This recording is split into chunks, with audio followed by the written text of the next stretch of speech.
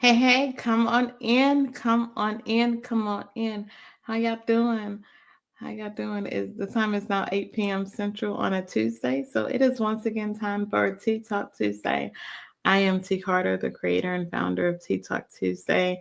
And I just want to thank you for coming in, stopping by, seeing, hey, what they talking about over here at Tea Talk Tuesday, seeing what the Lord downloaded into my spirit. If you've been with us for the past couple of weeks, if you've dropped by, you know that we have been in a deep dive in the children of Israel on their journey from Egypt to the promised land. And we've been walking through and getting some nuggets and some revelation from the Holy Spirit as it relates to our experiences now is on the processes that we go through on the journeys and the transitions in life that we experience. And so we will pick that up today. And today I just want to talk about the ending of a thing. We know that in Ecclesiastes 7 and 8, the Bible reminds us that better is the end of a thing than the beginning thereof. And a patient spirit is better than a proud spirit. And sometimes we get so caught up in what's happening now that we forget about everything that we went through to get us to this place. Like sometimes we're so focused on, like Janet Jackson says, what have you done for me lately? What have I accomplished this week, today, this month, that I forgot about all of the things and all the victories, all the lessons that I learned to get to this place. And so today I just want to encourage you that the end of a thing is better than the beginning. Sometimes we work so hard for things. If you've gone to school, you've worked jobs, you really worked to achieve something. And when you fulfill the thing that you've worked so hard for, sometimes you don't have the reaction that you think. You think we'd be overjoyed and all of these things because I worked so hard. But sometimes it is the awe, it is the unbelief that out of all the things that I've been through, all the times that I wanted to give up, all the times that I wanted to throw in the towel, after all the obstacles that came against me, I find myself on the other side of the finish line. And sometimes I don't know what to do because all of my efforts and all of my intention has been focused on a place called there. That when I get to the place called there, if I'm not careful, I find myself a little nervous and apprehensive about what comes next. And this may be where some of us find ourselves. And I think that we can also glean some knowledge from the story of the children of Israel. What we know is that at the beginning, when the children of Israel were escaping in Egypt, it was about liberation from slavery. And I had to get out because I was so uncomfortable and there were so many things that were happening that it kind of forced me out. I cried out, I needed an intervention. But as I exit the wilderness, it's really about stepping into purpose. And so I have to make an intentional decision, even now, that I'm going from freedom to fulfillment. Like there were some things that just had me bound, they had me locked up, they had me tied up, they constricted my movement, they had power over me. And so God brought me out of that place. And then He took me into this process to get the experience, the impact of that place out of me. But now I'm in a place now where I'm ready to end that cycle. And I'm going to a place where I'm going to step into purpose. And I believe that's where so many of us are. See, in Egypt, the Israelites, they were oppressed. And so I came out of Egypt and I was no longer oppressed, but I didn't have direction. But as I enter into the promised land, I know that God is about to fulfill the covenant that He made. He's about to give me an identity as my own nation in my own land where I don't have to beg and I don't have to borrow, that God is going to fulfill His promise to make us an owner. See, God, I understand now, He doesn't just want to deliver us, but He wants to lead us into the fulfillment of all of His promises when we have faith and we trust in Him. So I want to encourage you as we prepare to end this year to decree that we're going from freedom to fulfillment. And we also must understand that we learn to trust God through trusting. We talked about that the wilderness was a time of refining. It was a time of transformation. It was a part of my process where I let go of all of the things that I picked up in Egypt. It was where I was taught to depend on God for my daily bread and my daily provision. It was where I learned to trust God to sustain me, to make a way where there seemed to be no way. It was where I learned to trust God for protection and for guidance. And see, by the time I get ready to exit the wilderness, my faith has grown and I'm ready to trust God in battles that I have no way in the natural to overcome. I'm willing to trust God and I'm able to trust Him for victories when things seems like they should be able to defeat me. I'm willing to trust God that He will make a way when I see no way. Or when it seems that it is possible, I came to a place where I just trust God to say, I don't know how this is going to happen, but I know that it will be God, or it will be God. See, when I was running from danger, when I was running from captivity, in that place I saw God's power. But when I got into the dark season and the dry season, it is in the wilderness where I learned His heart. So I want to encourage you that if you're being tested, that God is teaching you to trust Him. And I also know that there's a maturity in this process, that this is why the end of a thing is better than the beginning, because my escape from my captivity was marked by immediate miracles. God built my faith. He's built my faith through the plagues. And then then He parted the Red Sea when I got afraid again. But now that I'm getting ready to cross over into the promised land, it represents the completion of God's plan. It is the fulfillment of His promise. See, God just doesn't rejoice when the work begins in us. He doesn't just rejoice. He who began a good work in me, but He's also going to complete that thing. And I decree, as we move over into this next year, that God's promises are going to be fulfilled. Come on, we're going from freedom to fulfillment because we've learned to trust God in the test. I understand that in Egypt, I was a slave. Come on, the ending of a thing is better than the beginning. When I got to the wilderness, even though I was free, I still had a slave mentality. And in the wilderness, I was wondering, but in the promised land, I will become an heir to God's promise. That he created this place for me, that I am the apple of His eye. God has given me a new identity. See, in Egypt they called me a slave. When I was in the wilderness, I was wondering, I didn't know who I was, but God used that time to give me a new identity, to remind me of who I am. See, He gave me this land to give me stability. He gave me purpose. He gave me a home where I can live out my calling as a light to the nations. See, I understand that God is bringing me from a place of bondage to a place of belonging. That's why the ending of a thing is better than the beginning. And I understand that in this new season, that it will be a greater responsibility that I have to answer, a greater partnership. See, when I exited Egypt, I depended on Jesus. It was all on God. I needed God to intervene. That's why I cried out to Him. He came down and He rescued me.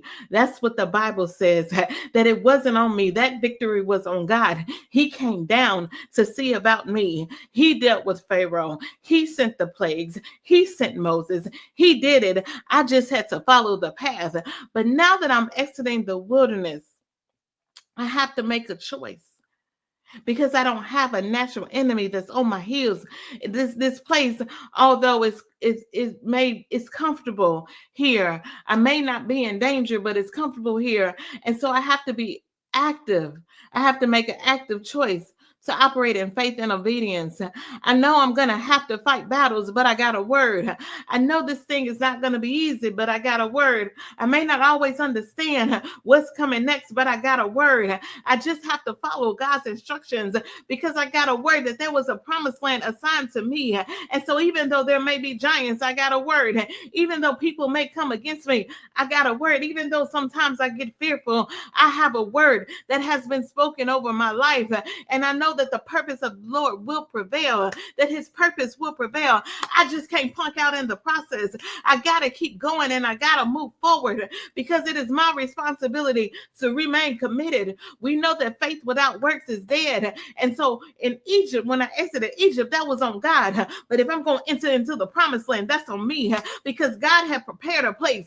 What we know, we talked about it, I believe, a few weeks ago, that the promised land was ready for me, even though I wasn't ready for it. When the Lord told me that I've been in this place long enough, I was able to look over into the promised land, the place who had been prepared for me, that it was being occupied by somebody who was trespassing, and they were taking all of the benefits that because I didn't believe that God would take me out of captivity and put me into this place flowing with milk and honey. I was so used to fighting. I was so used to being let down. I was so used to being disappointed. It was hard for me to receive that God would do it for me just because he loved me that much, just because he felt that I was valuable, just because he felt like I was worth it, that he would move heaven and earth, that he would give me his best because I spent 400 years in captivity. I had been spent 400 years as a nobody and a nothing, as a servant. I had spent 400 years scraping by, trying to just be, just trying to make it, trying to figure out how to rob Peter to pay Paul. And so, God, you brought me out of that, and you said, go ahead and go over there. I know you've been scuffling trying to pay your water bill, but now I'm finna make you a millionaire. And a lot of us was like, hold on, I can't receive it. I'm happy that I can pay my bills, but now you telling me you're gonna give me overflowing abundance. I was doubting, like, what if it happens and then I lose it? What if it's not like the way that I thought? What am I going to do with all this money? But I was the one who prayed. I was the one who cried out. I was the one who said, Lord, deliver me. And he delivered me out of. I was praying for him to deliver me out of, but I wasn't praying for what he was about to deliver me into. And so I found myself wandering in the wilderness, going in cycles, because I didn't understand how to let go of what had a hold of me. I didn't understand how to reach out and say, God, I don't really know how to walk into the promised land, but if you said that this is for me, then I want what's for me. And I know that your strength would be made perfect in my weakness. And so just like I trusted you to deliver me out of captivity, I'm going to make a decision to trust you to usher me into my promised land. I didn't have enough faith for that. And so I found myself going in cycles. Come on, how many times have we found ourselves going in cycles where it seems like we get so far and we feel like we're making progress and we look up and we right back where we started. We've been running around, walking around and wandering and walking in circles. And it seems like I'm not able to put down roots. It seems like I do a little bit. I see a little fruit, and that thing dies because the wilderness was not. It was not created. It did not. It was not an environment that could sustain long-term growth. I just had to rely. I just had to trust God for my daily bread. It can be there today, and I gotta trust Him to be there tomorrow. But now I'm going into a land where God is going to overflow. I'm gonna have abundance. I'm gonna have more than enough. There's going to be a table prepared for me. My cup is going to run over. I'm not going to have to struggle. I'm just going to have to taste and see that the Lord is good. And so God had to prepare me. That's why the ending of a thing is better than the beginning. I've come out of a season where I'm running from. I'm coming out of a season well, I didn't feel like I was good enough. I'm coming out of a season that I didn't feel like I was capable. I'm coming out of a season where I was constricted and confined. I'm coming out of a season where I was locked up, tied up, and tangled up. God, you taught me how to be free, and now you're going to teach me how to be fulfilled. And so I want to encourage you that the ending of a thing is better than the beginning, because at the end, we've grown in our faith journey. We've learned how to partner with God. We're ready for him to fulfill his promises. We've been matured in our faith. So the ending of a thing is better than the beginning. See, the escape from Egypt, it was real dramatic. It was real miraculous. But the wilderness is going to be very intentional. I'm sorry, but the exit from the wilderness is going to be very intentional. The journey into the promised land is going to be very strategic, because God is about to complete his promise. He's about to manifest the thing that he's been spoken. Let it be on earth as it is in heaven. I don't know about you, but in 2025, it will be God, or it will be God. I will see the goodness of the Lord in the land of the living. And in 2025, there will be a wealth transfer. The wealth of the wicked will be transferred into the hands of the just. And so it is in this place that we have to be ready to do what God said, when God said, the way that God said it. Say, it is in this place that we have to be ready to live out our life's calling. It is in this place where we have to be willing to respond to the call. It is in this place that we have to be willing to stand up and cry aloud. It is in this place that God is ready to put a demand on everything that he placed on the inside of us. If the devil could have killed me, he should have killed me in Egypt. And if he let me get out of Egypt, he surely should have took me out in the promised land. I'm in the wilderness. But now my purpose is about to be fulfilled in the promised land. See, in Egypt, the Exodus for Egypt, it taught me that God can deliver me quickly. But in the wilderness, I'm learning that I learned how to endure through the process, through a season of preparation, when my faith is mature, when I go through transformation. See, Egypt, I left Egypt behind in Egypt, but I left a mindset behind in the wilderness. I'm going into everything that God promised. I'm going into everything that he prophesied. This is a place, if you remember the Matrix, this is the place where it goes from everybody else telling me who I am to me believing who I am. This is the place where I stop running from demons. This is the place where I stop running from my past. This is the place where I stop running from generational curses and they start running from me. This is the place where I stand up and I say I'm going to be counted. This is the place where I say I will no longer be silent. This is the place where God has brought me. I believe that God didn't bring me this far to only bring me this far. I believe that if there wasn't something on the inside of me that the devil wasn't afraid of, that he wouldn't have fought me the way that he fought me. He wouldn't have tried to take me out the way he tried to take me out. But now that I'm here, I decree that the end of a thing will be better than the beginning. Because in the beginning, when I left Egypt, I didn't know if I was qualified. And when I left Egypt, I didn't know if I was worthy. When I left Egypt, I didn't know if I was capable. But as I get ready to walk into the promised land, I know I am who God says I am. I know that this is a time for which I have been created. This is the purpose for which I have been sent. When I walk in, as I'm walking into the promised land, I know that he who began a good work in me will complete it and perform it. As I walk into the promised land, I understand that many are the afflictions of the righteous, but the Lord shall deliver me out of them all. As I walk into the promised land, I understand that no thing will be impossible to me because I believe. As I walk into the promised land, I understand that when the enemy comes in like a flood, the Lord will lift a standard against him. When I walk into the promised land, I know that God is the same yesterday, today, and forever. As I walk into the promised land, I know that there's nowhere I can go to escape his presence. I know that if I make my bed in hell, he is there. And if I ascend to the heavens, he's there too. I know that he's close to the brokenhearted. I know that there's no place, there's no thing that he would withhold from me because I love him. As I walk into the promised land, I know that if I seek first the kingdom of God and his righteousness, he's about to add all of these things to me. As I walk into the promised land, I know that I can decree a thing and it shall be established. So I'm walking into the promised land because I know that the end of it is greater than the beginning. I don't know about you, but at the beginning, I didn't know how this thing was going to work out.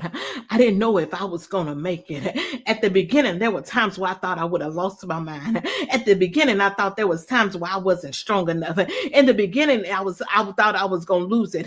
I was ready to throw it away. I was ready to throw in the towel. But now, as I at the end of this thing, I'm ready to pick up the mantle. I'm ready to go forth and do what God said. I understand that he had a purpose for me before he formed me in my mother's womb. I understand that greater is he that is in me than he that is in the world. And so the ending of a thing is better than the beginning because I know who I am. Whew. Because I know who I am. See, in order to make a decision to intentionally walk into the promised land, you have to know who you are. You don't, there are places that you don't walk into unless you know that you qualified. You're not going to the airport unless you got a ticket, and you're not going to the airport if you don't have an ID. Because even though you may want to get on the plane, wanting to get on the plane is not enough. You gotta pray the fare. You gotta decide where you're going. You gotta show up at the appointed time, and you got to have an identification that matches your ticket, so that the security officer, the gatekeeper, can say you have access, you have paid the price, you are qualified to walk into. And then when you get through the gatekeeper, before you get on the plane, you got to go through the process again. You have to present a ticket that shows that you got a seat. There have been planes in the airport, and just because I got to the airport don't mean I can get on my plane. But before I can board the plane that has been assigned to me to get me to a place called there, I then have to show a ticket that identifies me as qualified, that identifies me as authorized, that identifies me as one who has been accounted for in this on this plane, as one who has access not only to where I am but to where I'm going. And so I just want to encourage you that if you're ready to walk into the promised land, take account. Do you know who you are? Do you know who you are? And does your identification match who you say you are? Because sometimes we call ourselves things that we were not created to be. Sometimes we identify with things that are outside of our true identity. And so when I show up with the ID, I don't think it belongs to me because this don't really match what I believe I am. I know that's what I was created to be. I know that is the documentation that says that's who I am. But do I identify with it? Because if I do not identify with it, I won't respond when my name is called. And in this season, our name will be called in unfamiliar rooms and unfamiliar territories, but will we respond when our name is called? I want to encourage you that in order to respond, you have to be in position and you have to be focused. And you cannot be distracted. It does me no good to be in Texas if they call in my name in Florida because I won't hear it. I gotta be in position to respond when my name is called. And so I just want to encourage you. Who I didn't went. Sorry, I left y'all for a minute, but I'm back. I'm back now. I'm back. At the end of a thing, it's better than the beginning. But we also know that in order for something new to begin, something else has to end. And so some things end simply because their purpose is fulfilled. And although I may grieve over it, it is actually a necessary part of the process. Moses brought the children of Israel out of Egypt, but it was Joshua who would take them into the promised land. And once Moses' purpose was fulfilled, he died. And sometimes we want to hold on to things, and we want to hold on to people, and we want to hold on to relationships when their purpose has been fulfilled. And I want to encourage you, if you felt that in your own life, to let it die. If the purpose has been fulfilled, let them die. Because the truth is, Moses knew that he would not go into the promised land. So if I held on to Moses, if I was unwilling to let go of Moses, I would have forfeited that which had been prepared for me because I was unable to let go of a last season. Let it die. Because the end of a thing is better than the beginning. And the greatest testimony that I can give, the greatest honor that I can give to the Moses in my life is to walk into the fulfillment of everything that they worked so hard for. It's to stand up and be accounted for, to use my voice to create victories and not victims. I just want to encourage you that the ending of a thing is better than the beginning because now you're wiser, now you're stronger, and now you're more mature. Now you handle things differently. Now you have another way of thinking about things. You're not so quick to clap back. You're not so quick to let people manipulate you. The ending of a thing is better because in the beginning you were burdened, but now you have boundaries. The ending of a thing is better than the beginning because in the end you have identity, but at the beginning you used to be irritated, but now you're able to let that thing wipe off or just roll off your back. The ending of a thing is better, it is greater than the beginning. And so I want to encourage you not only to let it die, but to also know that you've worked real hard to get here. And so it seems like this is a place that you want to celebrate victory. But the ending of a thing is greater than the beginning. And so as you step into this new season, things may not seem as stable. They may not seem as sure. They may not seem as comfortable. It's because it's the beginning. But we know when we get to the ending of that, the ending of that thing will be greater than the beginning. And so that is your encouragement for this Tuesday. If you believe this word will be an encouragement for anyone else, we do strongly encourage you to like, comment, and share. We will be back next Tuesday. I don't know about y'all, but this year has, when I look back over this year, it just seems like I did a whole year and 2 months. But we will be here for the remainder of the year. We'll go in to the next year. We'll still be here. Lord says the same. But until then, I do want to encourage you now unto Him who is able to do exceedingly abundantly above all you can ask, think, or imagine, according to the power that works in you. So let the power of God work in you, and let God do what only He can do through you. I love y'all. Go have a great rest of your Tuesday or whatever day you may be watching this. We'll see you next week. Same time, same place.